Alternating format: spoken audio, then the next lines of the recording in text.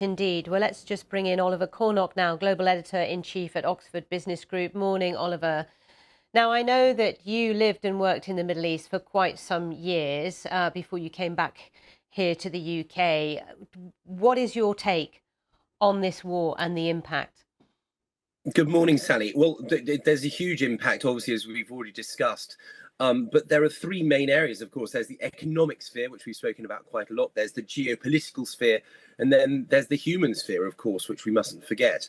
But in terms specifically of the GCC and my experience and Oxford Business Group's experience there, investors and business people and indeed tourists want stability and safety. And of course, the GCC and most notably Dubai, which has set itself up as a huge transit hub, for example, for tourism and business, relies on this reputation of safety and security.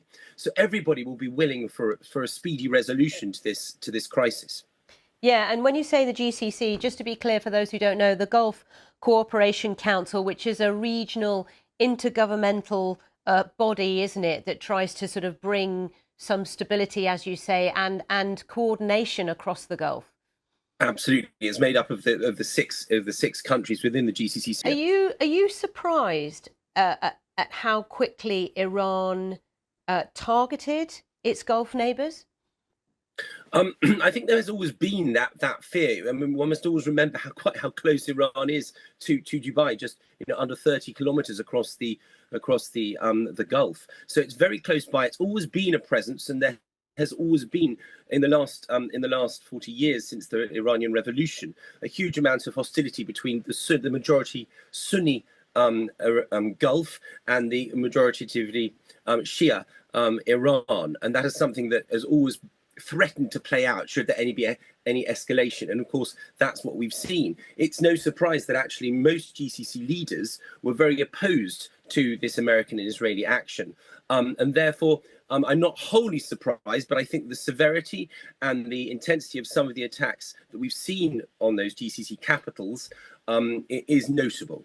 And I know this is a really hard question to answer, but we're all asking, where will this end up? What will happen next? There doesn't seem to be a plan really from the point of the US or Israel in terms of what Iran looks like when they have finished their military operation, where they want to eliminate their nuclear capabilities, etc. They would like to see regime change, but that may or may not happen. I mean, I just want to get your thoughts on how this might all end up and where that sits within the Middle East, and how those Gulf nations sort of react and respond to what is the new normal in Iran.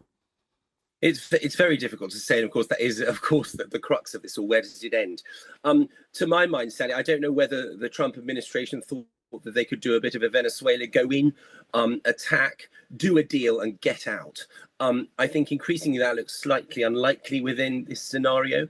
The second is perhaps, in my mind, a little bit more likely, and this is just a personal view, that perhaps there'll be a strong man within the Revolutionary Guard that can rise to the top, and a deal can be done.